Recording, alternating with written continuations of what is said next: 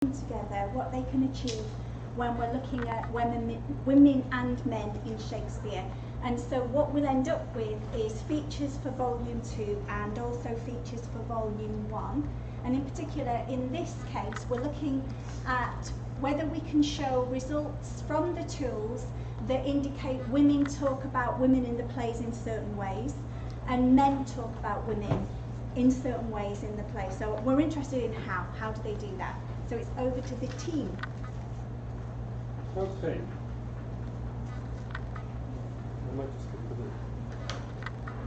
Okay, so obviously we could just draw up the lists of words that all women in the plays use and compare them with the list of words that all men in the play use.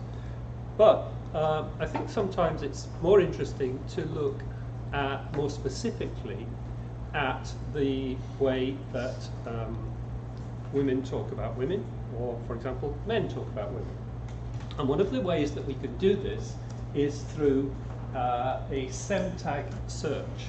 Okay, so what do I mean by this? Well, semantic tag, of course, and this is based on the USAS, which is the Uckerel Semantic Analysis System developed here at Lancaster, which tags all the words in the corpus, but we can specifically look for particular categories. For example, we can look for all the words connected to the semantic category female. The semantic tag for that is S2.1. Okay, and as Andrew said, I think that CQB Web is pretty easy to use, but it also allows you to do much more complex searches, which is very interesting. So for example, if we go to a restricted query and we enter a particular tag, semtag equals, and then inverted commas, S2.1 point, and then we add an asterisk in case there's something else after it, then we can, and we also select CQP syntax in the query mode, then we can draw up all the words related to the female semantic category. Okay? And if we scroll down the page, we can also specify that we only want to search for those words used by male characters. Okay? So we're finding male characters using words to talk about females. Okay? Right, let's see what kind of results that gives us. Okay. So, words used by female and male characters brings up, so let's go back to Andrew's point about not everything is interesting. Lady, ladies, madam, so address forms, woman, women, girls, wench, wenches, lass, maiden, so forth. Words specifically relating to females, and then words like maidhood, maidenhood, etc. What's interesting to look at, I think, is the words only used by female characters and those only used by male characters. Okay? And only used by female characters, madam, madame, maidenhoods, womankind. The one instance of womankind is very interesting, actually. It comes from Pericles. Marina, the heroine, is in a brothel, and they're trying to crack the glass of her virginity, and the board, the owner of the brothel, says something like, will you not go the way of all womankind? But I think the really interesting thing is the number of words that are used by male characters, only used by male characters. Some of them are simply plural forms of words which are used by both genders, but we've also got words like womanish, effeminate, crone, The Winter's Tale, hags. These kind of suggest more evaluative notions of femaleness used by male characters. Okay, let's have a look at some of the collocations and contexts of these. If we take wench, simply meaning girl, we've got a similarity between the way that females and males, the collocates that females and males use. both use good, sweet, light, a little more questionable because light can have the meaning of promiscuous. So males using some variants there. Housewife.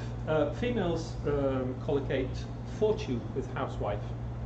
They see the comparison between a housewife with her spinning wheel and fortune as a housewife with her spinning wheel deciding on people's futures in the cycle of destiny.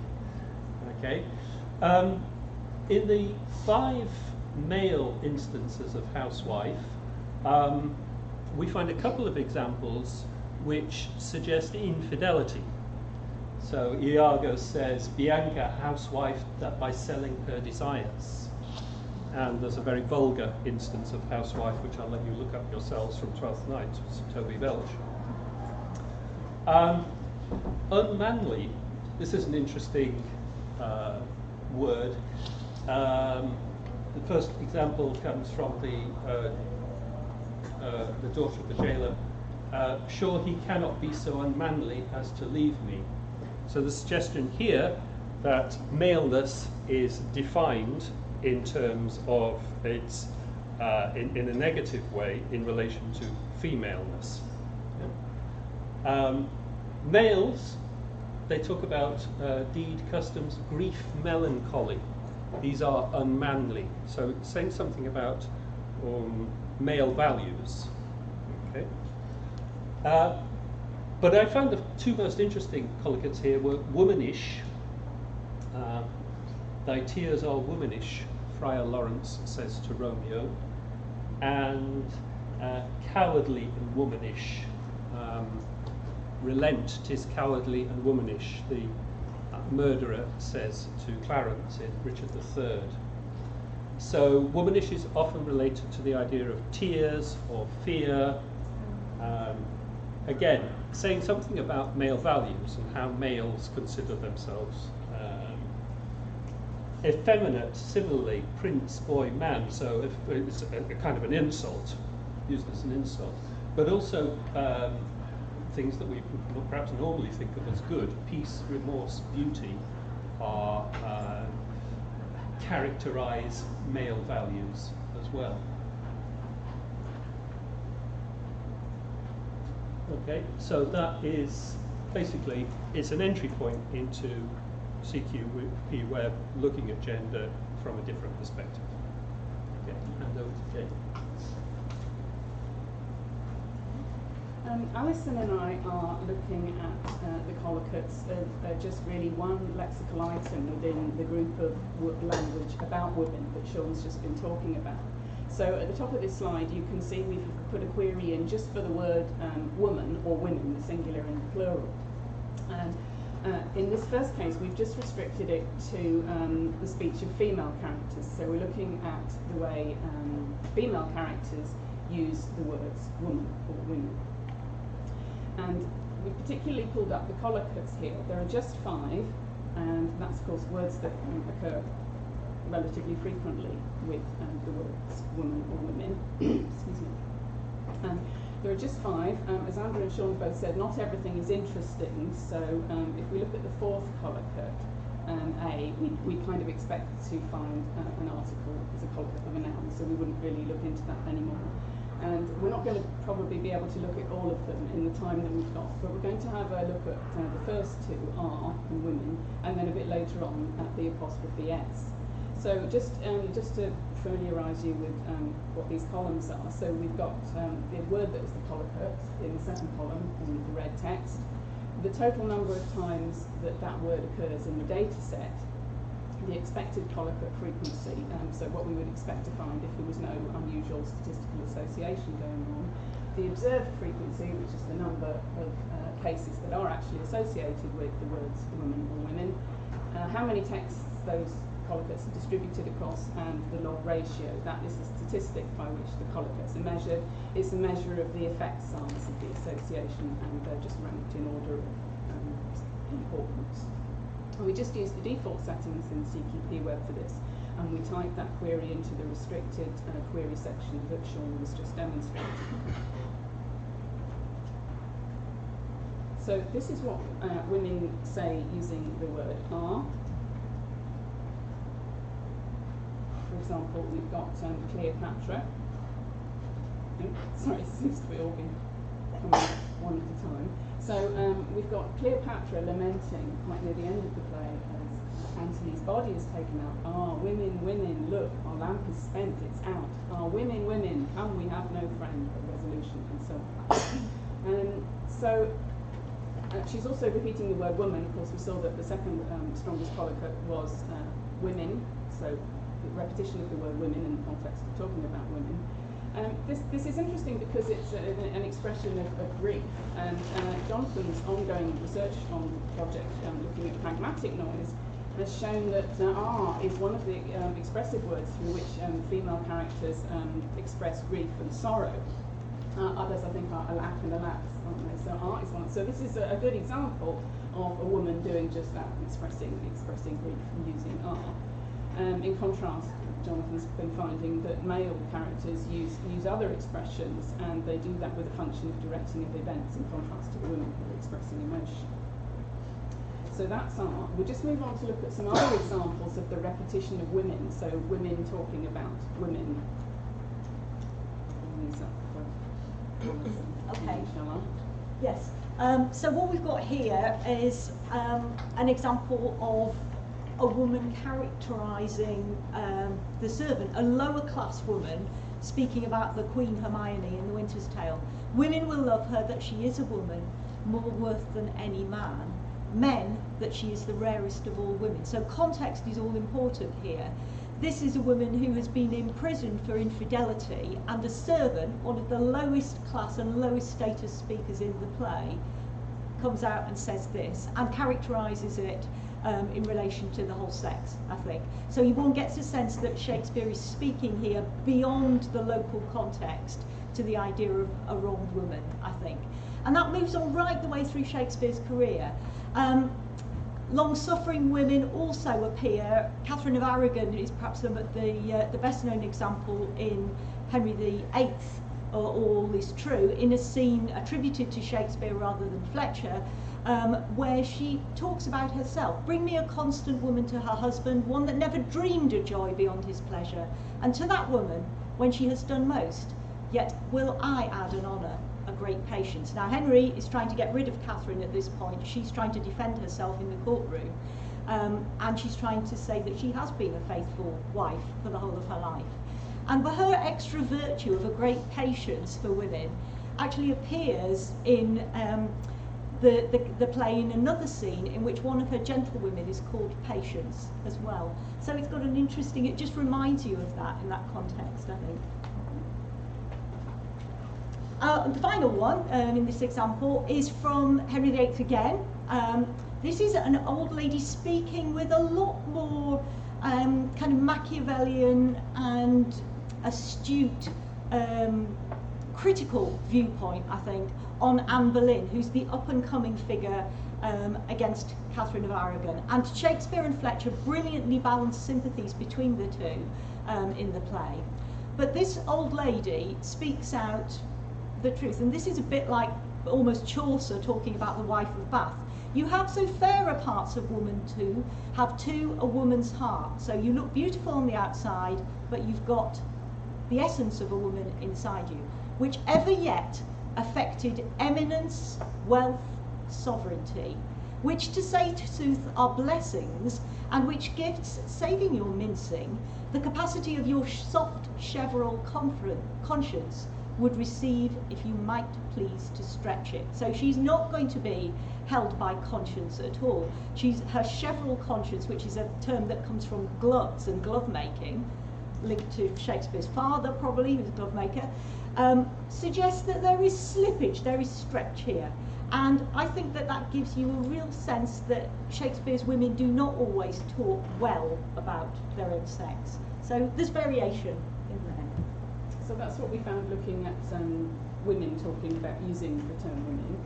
Just on now to the collocates that we find around the use of woman or women by men. Now, there are 10 in all, and as with the ones for women, they're not all interesting. It's worth mentioning here that there is a much larger amount of male characters data, and there are more male characters in the plays than women. So it's not surprising in some ways that we find a greater diversity of results of any sort, simply because there is a lot more male talk than there is female talk. So that may well account for why there are just more collocates. And so we're going to have a look at fat, born, honest and old briefly, and then I'll pick up at the end just with the apostrophe S. Yeah, so fat is a kind of I mean, it makes you think that Shakespeare is absolutely prejudiced. He's got fat and old in the same list of collocates for women, but fat actually all occurs in one little local scene, where it's the fat woman of Brainford, an invented, well, a historical character, a mythic character in Merry Wives of Windsor, who's actually Falstaff in disguise in this play. It's a role that he doesn't speak in at all, but he actually talks about his role as the fat woman of Brainford. And going back to the slides about women talking about women, the fact that they do draw attention to what a woman is like gives a constant reminder to spectators, listeners and spectators, that what they are seeing is a woman, because this of course is played by a boy actor as well. So you've got to remember that there's that other variation as well.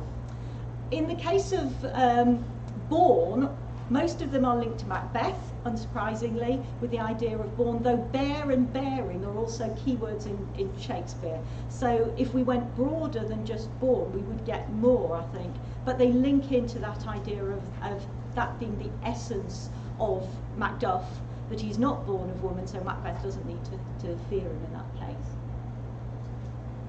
We're running out of time, yep. So perhaps we'll skip over honest, Yep. other than to just say it has a meaning of chastity. Yes, it has a meaning of chastity, and in these cases it's being used to not mean honest. It's being used sarcastically in all cases except Evans to Ford, where he's trying to defend Mistress Ford's innocence, and Master Ford is totally prejudiced against his wife. I'll just put these up quickly. I mentioned the possessive S that's a colloquy of woman or women, so a woman's or woman's something. We just grouped basically what we found immediately to the right of woman and divided up how they the kinds of things that men say and women say. And so you can see that there is a greater variation of body parts, for example, when men talking about women and men talk about tongue, women talk about voice.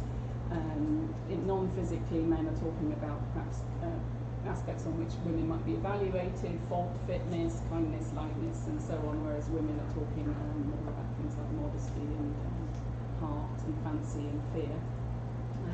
And in terms of the people, there is a greater diversity of people around women in the speech of the male characters, maid, man, sons, and a tailor, specific to one, Sing the tailor. With women, it's just traitors. So we could look into that in more detail and flesh that out if we had a bit more time. Okay, so what we've tried to give you is a sense of what the tools allow you to do already. What we want to do with it is take that analysis further. So just picking up on the last slide, one of the interesting things was how modern some of those Shakespeare representations were, but we need to do further analysis to know whether that's true. We want to know how men and women talk about men in particular, because we think that will reveal something interesting. And also, how does social rank play a part? So in volume 2, for example, there'll be a section that brings together our gender findings with our social rank findings, because we think that they're intermeshed and you can't really understand gender without paying attention to social rank. But that's one we're going to leave as you've got to read volume 2 to know what we found. Thank you.